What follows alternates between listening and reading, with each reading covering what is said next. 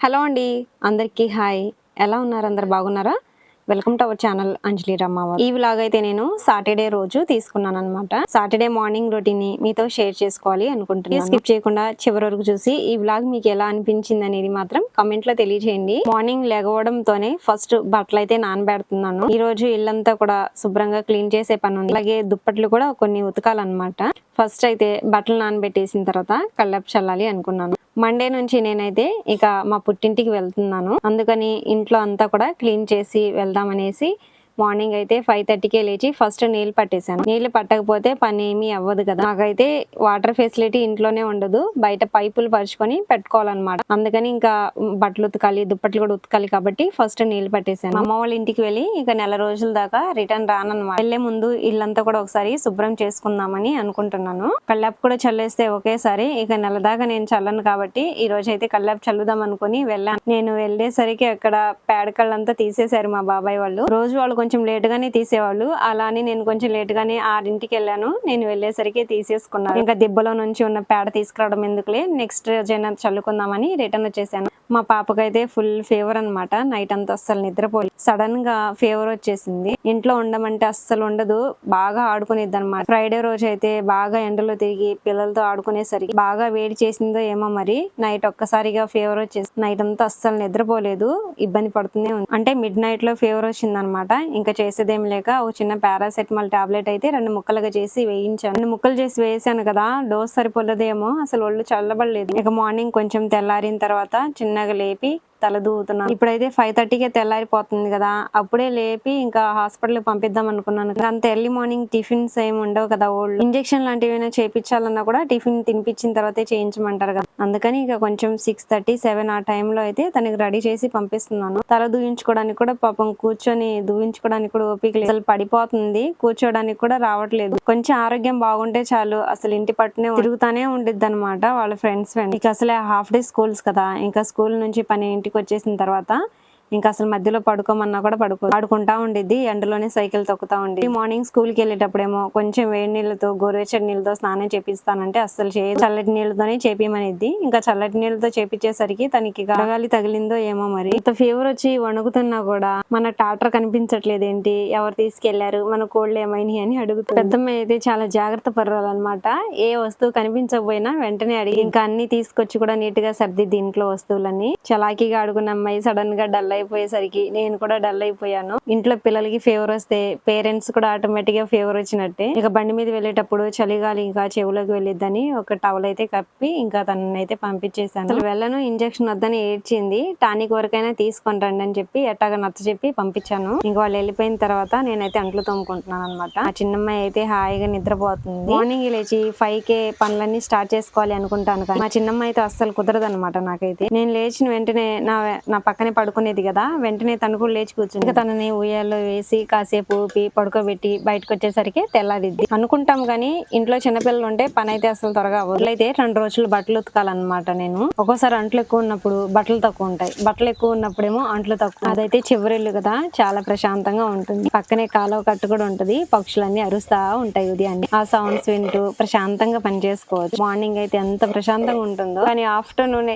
ఎండ ఎక్కువగా ఉండి ఇంక ఇంట్లోనే ఉంటాము. మళ్ళీ ఈవినింగ్ బాగుంటుంది. మా అమ్మ వాళ్ళ ఇంటికి వెళ్తున్నాను కదా, అక్కడైతే అసలు సిగ్నల్స్ అందవు. వీడియోస్ చేస్తానో లేదో అనే ఆలోచన అయితే మైండ్ లో ఉంది. ఒక నెల దాకా ఎలా వీడియోస్ చేయాలో మరి. మా ఊర్లో త్వరగా సిగ్నల్స్ అనేవి అందవు అనమాట. నేను నా ఇంటి దగ్గర ఉండి వీడియోస్ అప్లోడ్ చేయడానికి 15 నిమిషాలు వీడియో అప్లోడ్ అవడానికి నాకు దాదాపుగా ఒక 3 గంటలు టైం పట్టింది. అప్లోడ్ అయ్యేటప్పుడు మధ్యలో స్క్రీన్ ఆఫ్ అయిపోతే ఇంకా వీడియో అప్లోడింగ్ కూడా అలాగే అయిపోయి ఇక 10 నిమిషాలకు ఒకసారి స్క్రీన్ ట్యాప్ చేసుకుంటూ ఎంతవరకు అయ్యిందని చూస్తా ఉంటాను. అలాంటిది ఇక మా అమ్మ వాళ్ళ ఇంటికి వెళ్ళిపోయిన తర్వాత ఇంకా అటు సైడ్ ఇంకెంత తిప్పలు పడాలో. ఇక నుంచి నేనైతే ఇటు సైడ్ వీడియోస్ మిస్ అయిపోతున్నా. ఇక నుంచి మన వీడియోస్ అన్ని కూడా మా అమ్మ వాళ్ళ ఇంటి సైడ్ నుంచే వస్తుంది అనమాట. మా అమ్మ వాళ్ళ ఇంట్లో ఉండి నా రొటీన్ ని మీతో షేర్ చేసుకుంటాను. కొంచెం బాధ ఉందన్నమాట, ఎందుకంటే మా ఇంటిని వదిలేసి వెళ్ళిపోతున్నాను కదా. మా అమ్మ వాళ్ళ ఇంట్లో కూడా నేను అసలు ఎక్కువ రోజులు ఉండాల్సిన సిచ్యువేషన్ ఉండి ఇక తప్పదు ఉండాలి అనుకుంటే మాత్రం బలవంతంగా నాకు నేను ఉండడం. నాకు కూడా ఒక ఫ్యామిలీ అయిపోయింది, నాకంటూ ఒక ఇల్లు ఉంది, పిల్లలు ఉన్నారు కదా, మళ్ళీ ఇంటి గురించి ధ్యాస అనమాట. మళ్ళీ నాకు కొత్త ప్లేస్ లో ఏమో అస్సలు నిద్ర పట్టదు. మా అమ్మ వాళ్ళ ఇల్లు అయినా సరే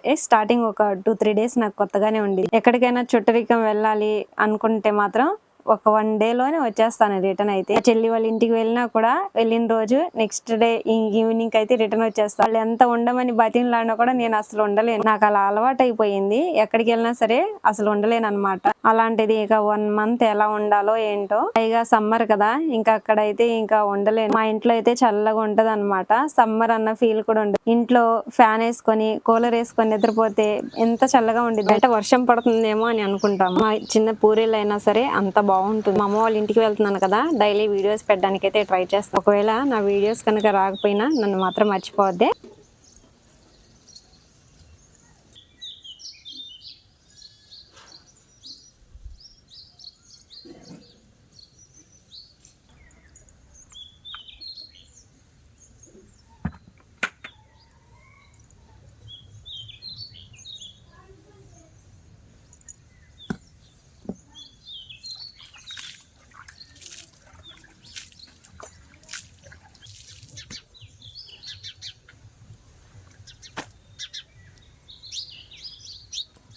నా వ్లాగ్స్ డైలీ చూసే వాళ్ళకు నేను ఎలా ఉంటాను అనేది తెలిసింది. నేను నా ఇంట్లో ఎలా ఉంటానో అలాగే ఉంటాను. వీడియోస్ కోసం ప్రత్యేకంగా డ్రెస్ చేంజ్ చేసుకోవడం, జల్ స్టైల్ గా వేసుకోవడం, లేదంటే మేకప్ వేసుకోవడం, ముఖం కడుక్కొని నీట్ గా రెడీ అవ్వడం లాంటివి చేయాలి. తీసేటప్పుడు ఒకలాగా, లేదంటే వీడియో లేని రోజు ఒకలాగా అయితే ఉండను అనమాట. ఇదంతా ఎందుకు చెప్తున్నానంటే ఎవరో మనకి కమెంట్ చేశారనమాట. ఎప్పుడు చూసినా ఇలాగే ఉంటావు ఎందుకు, మంచిగా రెడీ అయ్యి చేయొచ్చు కదా అన్నట్టుగా కమెంట్ చేశారు. నేనైతే ఇక ఫేస్ కి ఏమి వాడను. ఫెయిర్ అండ్ లవ్లీ ఎప్పుడో ఒకసారి వాడతాను. అది కూడా గుర్తొచ్చినప్పుడు.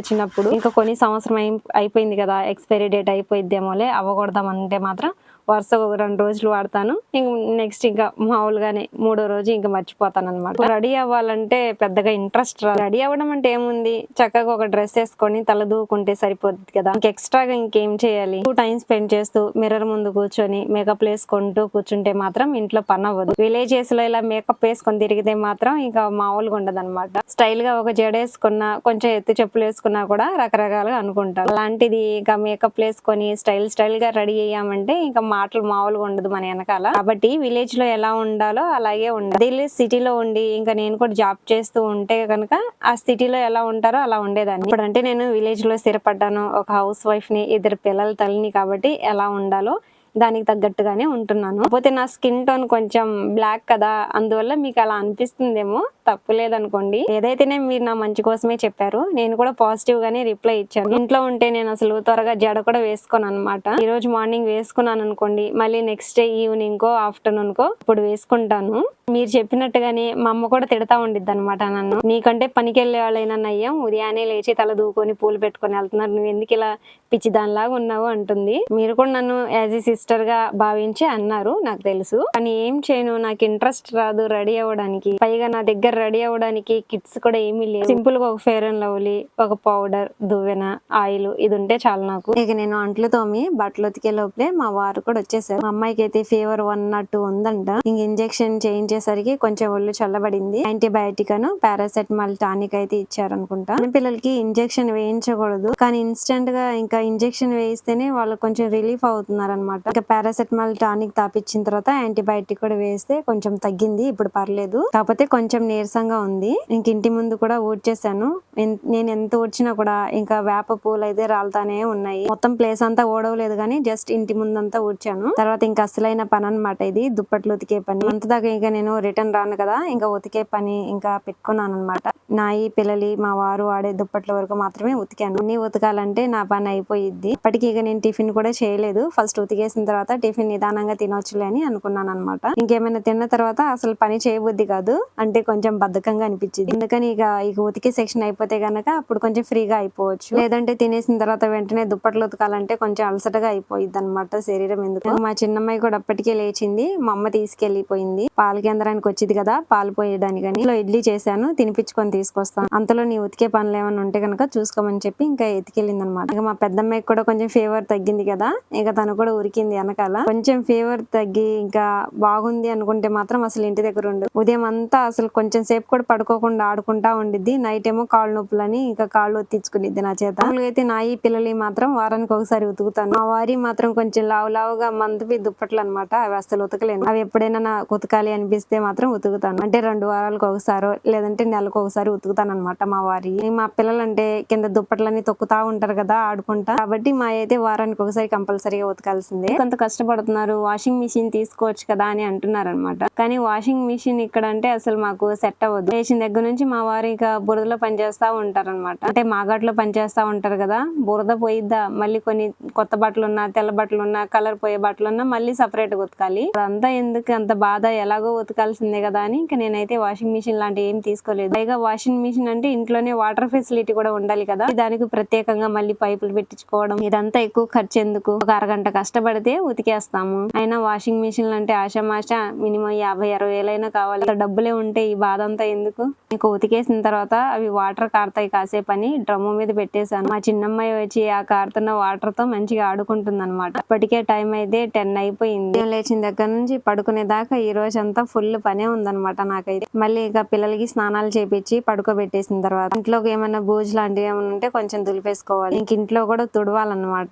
దుప్పట్లు జాడిచే టయానికి మా వారు కూడా లేరు. ఉంటే కనుక ఖచ్చితంగా హెల్ప్ చేస్తారు నాకైతే. అంటే ఉతికే విషయంలో హెల్ప్ చేయరు కానీ జాడిచేటప్పుడు మాత్రం ఇంకో సైడ్ పట్టుకుంటారు. ఇప్పుడు ఈజీగా వాటర్ అంతా ఆరిపోయింది కదా, త్వరగా ఆరిపోయింది. ఇంకా నేను అంత లావు దుప్పట్లు జాడించలేక అన్ని ఒక్కొక్కటి వాటర్ కారిద్దులన్నట్టుగా ఇంకా డ్రమ్ము మీద పెట్టేసాను. టిఫిన్ చేసిన తర్వాత అయినా ఆరబెట్టుకోవచ్చులే అనుకున్నాను. ఆ తర్వాత చేసే పనులు చాలానే ఉన్నాయని, ఎలాగో దండం మీద ఆరేసినా కూడా ఎలాగో వాటర్ కారి ఎండకి ఎండిపోతాయి కదా, మళ్ళీ ఇది పెండింగ్ లో ఉండి ఇంకో పని పట్టుకుంటే మళ్ళీ ఈ పని కంప్లీట్ చేయలేము కదా, అందుకని ఒకేసారి దండం మీద అన్ని ఆరేసాను. బట్టలు ఉతికే పని అయిపోతే కనుక సగం పని అయిపోయినట్టే ఉండిద్ది. ఎంత పని అయిపోయినా కూడా బట్టలు పెండింగ్ లో ఉంటే కనుక ఏదో పని ఇంకా అవ్వలేదు అన్నట్టుగానే ఉండిద్ది అనమాట. ఎప్పుడైనా హెల్త్ బాగోలేనప్పుడు మాత్రం ఈ బట్టలు ఉతికే పని కొంచెం పెండింగ్ లో పెట్టుకుంటా, లేదంటే ఏ రోజు బట్టలు ఆ రోజే ఉతికేస్తాను. ఇప్పుడైతే ముఖం కడిగేసుకొని నా వరకు టిఫిన్ చేసుకున్నాను అనమాట. నా వరకు ఎందుకు చేసుకున్నానంటే మా చిన్నమ్మాయి మా అమ్మ వాళ్ళ దగ్గర తినేసింది. మా వారు మా పెద్దమ్మాయి ఊళ్ళోకి వెళ్ళారు కదా, వాళ్ళు టిఫిన్ చేసి వచ్చేసారు. దోశ పిండి ఉంటేను నా వరకు దోశలు వేసుకున్నాను. తిని మా అమ్మాయిని కూడా స్నానం చేపించి నిద్రపుచ్చిన తర్వాత నేను ఒక అరగంట పడుకున్నాను. ఆఫ్టర్నూన్ 12 లేచి మళ్ళీ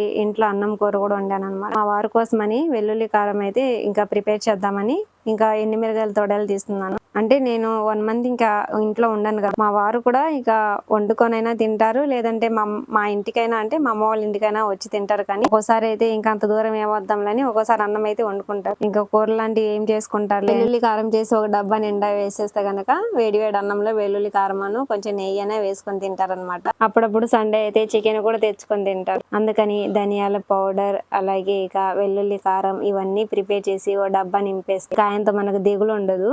తింటారో ఏం చేసుకుంటారు ఇక ఆయన ఇష్టం. నేను తొడలు తీసేటప్పుడు మా అమ్మాయి కూడా వచ్చి నేను కూడా తీస్తానంటుంది. దమ్మ అన్న కూడా మాట వినదనమాట. మేము చేసే ప్రతి పనుల్లో మా ఇద్దరు అమ్మాయిలు చేయి కంపల్సరీ ఉంటుంది అనమాట. ఎండి మిరగాయలు అయితే తీసుకొచ్చి నెల అయిందనమాట. కొన్ని వాడాము, ఇంకొన్ని మిగిలి వాటితో అయితే ఇంకా కారం చేశాను. జీలకర్ర ధనియాలు ఎండి మిరగాయలు అన్ని చేసి మిక్సీలో పట్టాను అనమాట. రోల్లో వేసి దంచుదాం అనుకున్నాను, బయట అయితే ఎండ బాగా ఎక్కువగా ఉంది. అప్పటికి ఇక అలిసిపోయినట్టుగా అయిపోయాను నేను, ఇంకెందుకులేని మిక్సీ పట్టేసి ఆఫ్టర్నూన్ అయితే అన్నం తినేసిన తర్వాత బట్టలు అయితే ఇంకా అన్ని ఆరిపోయినాయి. అవన్నీ తీసి ఇంట్లో ఇక పెట్టేశాను. కొంచెం ఊళ్ళోకి వెళ్లాల్సిన పని కూడా ఉందన్నమాట. ఊళ్ళోకి వెళ్లే ముందు ఇంట్లో పని అంతా చేసుకుని వెళ్ళిపోతే ఒకవేళ లేట్ అయినా కూడా రిటర్న్ వచ్చేసి హడాహుడిగా పనిచేసే పని ఉండదు. పిల్లలిద్దరిని కూడా ఇంకా మా అమ్మ దగ్గర వదిలిపెట్టి వెళ్తున్నాను. ఈ బట్టలు అయితే ఎండ ఎక్కువగా ఉంది కదా, ఆరేసిన ఒక 2 గంటలకి బాగా ఆరిపోతున్నాయి అనమాట. 2 రోజులు బట్టలన్నీ ఇంకా మడత పెట్టాలంటే ఇంకా టైం లేదు. అప్పటికి ముందు రోజు 2 రోజులు బట్టలు కూడా అలాగే కుర్చీలో ఉన్నాయి. అవి ఇవి 2 మడత పెట్టాలన్నా కూడా కొంచెం అరగంట 40 నిమిషాల వరకు టైం పట్టి కుర్చీలో అలాగే పెట్టేసిన తర్వాత ఎప్పుడైనా కుదిరినప్పుడు కొంచెం ఫ్రీగా ఉన్నప్పుడు మాత్రం ఇంకా కూర్చొని మడతేసుకుంటా. ఇంట్లో బూజ అయితే అంతా దులిపేసాను. పెద్ద బూజం ఉండదు, చిన్న ఇల్లే కదా, ఊడ్చే ప్రతిసారి కూడా చీపురుతో జస్ట్ అలా ఎక్కడైనా బూజు ఉంటే మాత్రం దులిపేసుకుంటాను. కాబట్టి పెద్దగా మా ఇంట్లో బూజు అయితే ఉండదు. పూరీలు అయినా సరే బూజు ఎక్కువగా ఉండిద్ది అంటారు, కానీ కింద బూజు పట్టకుండా మేమైతే పట్టా మీద కప్పించామన్నమాట. కాబట్టి మాకు అంతగా ఉండదు, కానీ డస్ట్ మాత్రం ఎక్కువగా పడతా ఉండిద్ది. సరౌండింగ్ అంతా ఓపెన్ ప్లేస్ కదా, ఇంకా డస్ట్ ఎక్కువగా వస్తా ఉంటది. ఇంక వారానికి 2-3 సార్లు నాకు కుదిరినప్పుడల్లా తుడుస్తా ఉండి. ఇప్పుడు ఊడ్చానా, ఇంకా ఊడ్చిన ఒక గంటకే మళ్ళీ అసలు ఊడనట్టే ఉండిద్ది మా ఇల్లు. మా పిల్లలు ఆడుకుంటూ సామాన్లన్నీ కింద పడేసి, లేదంటే బయట గాలి కొంచెం పెద్దగా వీసినా కూడా ఇంక దుమ్మంతా ఇంట్లోకి వచ్చేసిద్ది అన్నమాట. వచ్చిన ప్రతిసారి ఊడ్చుకుంటూ తూడ్చుకుంటూ కూర్చొని ఊడ్చేస్తుంటే మిగతా పనులు ఏవి అవ్వవు. కాబట్టి ఉదయం సాయంత్రం మాత్రమే ఇంకా ఊడుస్తాను. ఊడ్చేసిన తర్వాత ఇల్లంతా కూడా ఒకసారి తుడుద్దామని ఇంకా బకెట్ నీళ్ళు అయితే తీసుకొచ్చి, నాకైతే తుడిచే కర్ర లేదు. కింద గచ్చంతా కూడా కొంచెం సిమెంట్ తో రఫ్ గా ఉండిద్ది అనమాట. తుడిచే కర్ర యూజ్ చేసినా కూడా ఆ కర్ర ఒక 10 రోజులు కూడా కొత్తగా తీసుకున్నాను. అది ఒక 1 మంత్ వచ్చింది. ఇంకా అది పాడైపోయింది. అప్పటి నుంచి మా వారు వాడని ఒక షర్ట్ ఉంటేను ఇక దాంతోనే తుడుచుకుంటున్నాను. చిన్నిళ్ళే కదా, ఎక్కువగా తుడిచే ప్లేస్ కూడా లేదు కాబట్టి సరిపోయి నుండి ఎక్కువ ప్లేస్ ఉండి రోజు తుడిచే పని ఉంటే గనక ఇలా తుడవాలి అంటే నా నడుములు పోతాయి. నా హోమ్ టూర్ వీడియో కూడా చేశాను, ఎవరైనా చూడని వాళ్ళు ఉంటే చూసి. ఇంకా ఆ రోజంతా కూడా ఇల్లు క్లీన్ చేసుకోవడం, బట్టలు ఉతుకోవడం, దుప్పట్లు ఉతుకునే పనితోనే సరిపోయి మార్నింగ్ నుంచి ఈవినింగ్ వరకు నా డే అంతా కూడా ఇలా గడిచింది అనమాట. ఈ వ్లాగ్ మీకు ఎలా అనిపించింది, నచ్చిందా? ఎలా అనిపించిందో కామెంట్ లో తెలియచేయండి. నచ్చితే గనక లైక్ చేసి అంజలి రమావత్ ఛానల్ ని సబ్స్క్రైబ్ చేసుకోండి. నెక్స్ట్ వ్లాగ్ లో మళ్ళీ కలుద్దాము. నెక్స్ట్ వ్లాగ్ అయితే ఇక అమ్మ వాళ్ళ ఇంటి దగ్గర నుంచి ఉంటుందన్నమాట. ఒకవేళ వీడియోస్ అప్లోడ్ చేయడం కుదరకపోయినా నన్ను మాత్రం మర్చిపోకండి. మాక్సిమం నేను వీడియోస్ అయితే పోస్ట్ చేయడానికి ట్రై చేస్తాను. మాత్రం మిమ్మల్ని ఖచ్చితంగా మిస్ అవుతాను. మన ఛానల్లో నా ఓల్డ్ వీడియోస్ కూడా చాలానే ఉన్నాయి. ఇంట్రెస్ట్ ఉండి ఖాళీగా ఉన్నప్పుడు అవి కూడా ఒకసారి చూడండి. 20K అయిపోతే కనుక లైవ్ లోకి రావాలి అనుకుంటా. లైవ్ లో వచ్చినప్పుడు మనం అందరం కూడా కాసేపు మాట్లాడుకుందాం. సరేనండి, మరి నెక్స్ట్ వీడియోలో కలుద్దాం. బాయ్ అందరికి. Take care all of you.